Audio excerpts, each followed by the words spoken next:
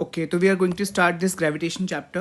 Gravitation chapter में हमें क्या याद रखना है कि ग्रेविटेशन का मतलब क्या है? It is a type of force. It is a type of force जिसकी वजह से दो ऑब्जेक्ट एक दूसरे को अट्रैक्ट करते हैं।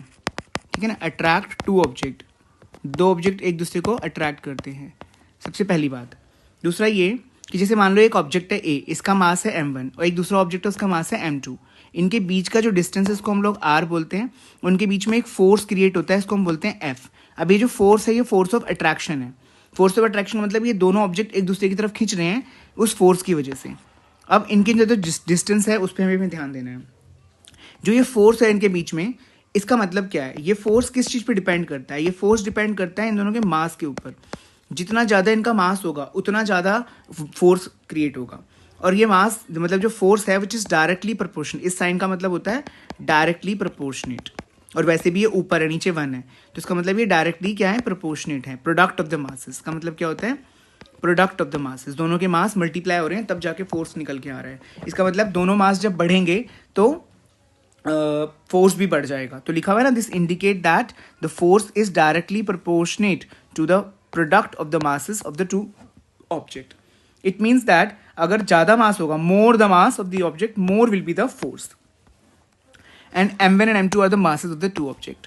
अगली बात यहाँ पे है, दूसरी बात, कि जो फोर्स है which is inversely proportionate, inversely proportionate to the square of distance, to the square of distance. Distance मतलब r। जो अब यहाँ पे मैंने इनवर्सली वर्ड का यूज क्यों किया है? इनवर्सली वर्ड का मतलब तब होता है जब एक चीज के बढ़ने पर दूसरी चीज घटे। ठीक है, एक चीज के बढ़ने पर दूसरी चीज घटे। अब जैसे मैं यहाँ पे बोलूँ तुमसे कि भाई इनवर्सली रिलेटेड का मतलब है कि अगर मेरा डिस्टेंस बढ़ेगा तो मेरा फोर्स घटेगा, क्योंकि दोनों अपोजिट हो गए। मतलब f is directly proportional to the r square. अगर हमारा r बढ़ेगा मतलब डिस्टेंस बढ़ेगा तो फोर्स घटेगा, डिस्टेंस घटेगा तो फोर्स बढ़ेगा। ये तुम्हें याद रखना है। इसका मतलब more the distance lesser and lesser will be the force, closer the object greater will be the force. मतलब जितने पास होंगे ऑब्जेक्ट उतना ज्यादा फोर्स होगा। मैग्नेट की तरह जैसे होता है, जैसे मैग्नेट को हम जितना पास लाते हैं वो जल्दी से खींच लेती है अपनी तरफ, ऐसे ही। ठीक है, F का मतलब फोर्स, R का मतलब डिस्टेंस। अब यहाँ पे अल्टीमेटली हमको क्या समझना है कि जो दोनों फॉर्मूलाज हैं, एक फॉर्मूला था F equals to m1 m2, एक फॉर्मूला था F equals to 1/r square. इन दोनों को मर्ज करेंगे तो एक फॉर्मूला बन के आएगा m1 m2 अपॉन में r स्क्वायर। अब ये प्रोपोर्शनेट है, इक्वल नहीं है। अगर हम इनको इक्वल करना चाहें तो हमें एक कांस्टेंट नंबर का इस्तेमाल करना पड़ेगा, जिसको हम लोग बोलते हैं constant of proportionality, which is called constant of proportionality.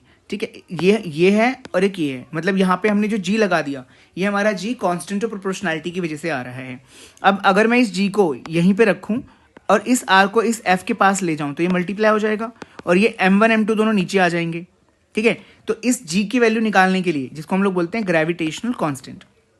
ठीक है, अब यहाँ पे फोर्स का जो यूनिट होता है वो न्यूटन होता है और इस डिस्टेंस का यूनिट मीटर स्क्वायर होता है। और इन दोनों जो मास है, मास हमेशा हमारा केजी में होता है, तो इससे एक यूनिट बन के निकल के आएगी, उसको बोलेंगे न्यूटन मीटर स्क्वायर पर केजी स्क्वायर, जो कि किसकी ऐसा यूनिट है? ये ग्रेविटेशनल कांस्टेंट की है। ठीक है, अगली बात, ग्रेविटेशनल कांस्टेंट को हम लोग कांस्टेंट ऑफ प्रोपोर्शनैलिटी बोलते हैं। ये एक ग्रेविटेशनल कांस्टेंट है, इसकी वैल्यू हमेशा फिक्स जो तुम्हें रट्टा मार के रखनी है। क्या वैल्यू है?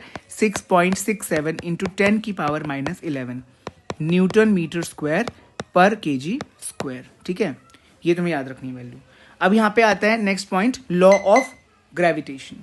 लॉ ऑफ ग्रेविटेशन का मतलब क्या है? Universal law of gravitation. इसका मतलब क्या होता है? इस लॉ के अकॉर्डिंगली हर object, every object in the universe attract every other object in the universe with a force which is directly proportionate to the product of the masses. अब वही है ना, m1 इंटू m2 अपॉन में r square. ये force है।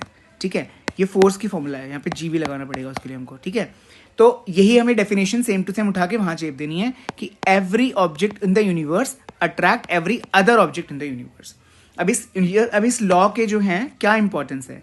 इसका पहला importance तो ये है कि यही फोर्स है जो हमको अर्थ पे टिका के रखता है। दूसरा कि जो मोशन है मून का अर्थ के अराउंड, वो भी इसी की वजह से है। जो हमारे प्लैनेट्स हैं वो सन के चारों तरफ घूम रहे हैं, किस वजह से घूम रहे हैं? इसी यूनिवर्सल लॉ की वजह से घूम रहे हैं। और जो मून और सन की वजह से टाइड्स आती है समुद्र के अंदर, ओशियन के अंदर जो टाइड्स आती हैं, ऐसे समुद्र की जो ज्वार भाटाएं आती हैं, मतलब उनकी जो लहरें आती हैं वो इसी वजह से आती हैं। एक क्वेश्चन है, नेम द साइंटिस्ट जिसने सबसे पहली बारी अर्थ को रिवॉल्व करते हुए बताया था। वो है निकोलस कोपरनिकस। इसका तुम्हें नाम याद रख लेना है, ठीक है। अब अगला आता है फ्री फॉल। फ्री फॉल का सिंपल अगर मतलब बताऊं तो कोई भी ऑब्जेक्ट जब अर्थ की तरफ नीचे गिरता है, मान लो कोई बॉल है, ठीक है, हमने एक बॉल को ऊपर की तरफ फेंका, तो वो बॉल वो नीचे तो आएगी आएगी, क्योंकि यहाँ पे अर्थ है, अर्थ के ऊपर टकराएगी वो आकर के। तो जो वो अर्थ के ऊपर टकराएगी और सिर्फ अर्थ के फोर्स की वजह से, सिर्फ अर्थ की फोर्स की वजह से वो नीचे आएगी, तो उसको बोलते हैं फ्री फॉल, ठीक है ना। हमने किसी ऑब्जेक्ट को ऊपर फेंका और वो object when object is throne upward it reaches a certain height, एक सर्टेन हाइट पे पहुंचने के बाद में ये ऑब्जेक्ट नीचे की तरफ आएगा। वो भी सिर्फ किस वजह से आएगा? Only due to the influence of the earth. जब केवल अर्थ की इन्फ्लुएंस की वजह से नीचे आए, उसी को हम फ्री फॉल बोलते हैं, ठीक है। अब फॉल करते टाइम डायरेक्शन कभी नहीं बदलेगा, डायरेक्शन नेवर चेंज, बल्कि वेलोसिटी कंटिन्यूसली चेंज होती है। और उस चेंजिंग वेलोसिटी को ही हम लोग क्या बोलते हैं? क्योंकि जब वेलोसिटी चेंज होती है तो उसको हम बोलते हैं एक्सेलरेशन। लेकिन ये जो एक्सेलरेशन आ रहा है किसकी वजह से आ रहा है? This acceleration is due to gravity, तो इसलिए इसको बोलते हैं एक्सेलरेशन ड्यू टू ग्रेविटी। और जो हमारी एक्सेलरेशन की एसआई यूनिट होती थी ना, मीटर पर सेकेंड स्क्वायर, वो ही यहाँ पर हम लोग यूज करने वाले हैं, ठीक है। अब ग्रेविटेशनल एक्सेलरेशन की जो वैल्यू है वो 9.8 मीटर पर सेकेंड स्क्वायर फिक्स्ड होती है। कभी कभी इसको हम 10 मीटर पर सेकेंड स्क्वायर भी ले सकते हैं for the convenience of our numerical questions. अब यहाँ पे डिफरेंस आता है कि जी, बड़े जी और छोटे जी में अंतर क्या है। तो बड़े जी की वैल्यू फिक्स्ड है 6.67 इंटू 10 की पावर -11, जबकि जो gravity acceleration due to gravity है उसकी वैल्यू फिक्स्ड है 9.8 मीटर पर सेकेंड स्क्वायर। जो ग्रेविटेशनल कांस्टेंट है, उसके नाम में ही कांस्टेंट है, इसलिए वो कांस्टेंट रहता है, वो कभी चेंज नहीं होता है, ठीक है। लेकिन जो ये है acceleration due to gravity, it always changes, ठीक है। जैसे मून पर अलग होगा, अर्थ पे अलग होगा, ये याद रखना है, ठीक है। इसकी जो एस यूनिट है वो है न्यूटन मीटर स्क्वायर पर केजी स्क्वायर, इसकी जो यूनिट है वो है मीटर पर सेकेंड स्क्वायर। ये एक स्केलर क्वांटिटी है, ये है वेक्टर क्वांटिटी है। न्यूमेरिकल अभी नहीं कराए हैं। मास का मतलब क्या होता है? मास का मतलब किसी भी ऑब्जेक्ट के अंदर कितना मैटर, कितनी क्वांटिटी में मैटर लगा हुआ है, उसको बोलते हैं, ठीक है। और जो इसकी एसआई यूनिट होती है वो होती है kg. Mass is constant at all places, mass हमेशा कांस्टेंट रहता है, वो कभी नहीं बदलता। दूसरा, ये एक स्केलर क्वांटिटी होती है, इट नेवर चेंजेस। वेट का मतलब क्या होता है? Weight just a force, weight एक फोर्स है, ठीक है। जब तुम्हें बताया था फोर्स का फॉर्मूला होता है m इंटू ए। अगर हम ए की जगह पे जी का इस्तेमाल करने लग जाएं तो वो वेट बन जाता है। क्या बन जाता है? वेट। मतलब फोर्स ही हमारा वेट बन जाता है जब हम एक्सेलरेशन की जगह पे हम एक्सेलरेशन ड्यू टू ग्रेविटी का इस्तेमाल करते हैं, ठीक है। अब इसकी भी एस यूनिट क्या होती है? न्यूटन होती है। ये एक वेक्टर क्वांटिटी है, ठीक है। Weight of an object is 0 at the centre of the अर्थ, ठीक है। सेंटर ऑफ द अर्थ पे हमेशा वेट क्या होता है? 0 होता है। ये मैंने लिख के दिखा दिया यहाँ पे कि F equals to m into a, तो W का फॉर्मूला क्या हो जाएगा? m into g. अब जितने भी हम न्यूमेरिकल सॉल्व करेंगे उसमें जो हम फॉर्मूला यूज करते हैं, जैसे हम लोगों ने force and law of motion में ये फॉर्मूला यूज किया था V equals to u plus AT, तो A की जगह पे हमारा G आ जाएगा, जहाँ जहाँ पे S होगा वहाँ पे हमारा H आ जाएगा, जहाँ जहाँ पे A वहाँ पे G आ जाएगा, जहाँ जहाँ पे S है वहाँ पे हमारा H आ जाएगा। ये अभी फिलहाल नहीं करने हैं क्योंकि ये वर्क एंड एनर्जी के हैं।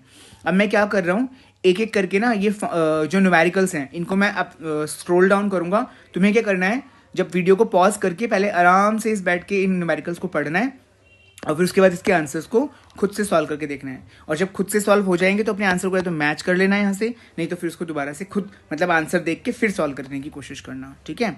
तो वीडियो को पॉज कर करके करना। मैं धीरे धीरे स्क्रॉल डाउन कर रहा हूँ और ये इतना हो गया, इसको भी कर लेना और फाइनली इसको भी कर लेना, ठीक है। Thank you.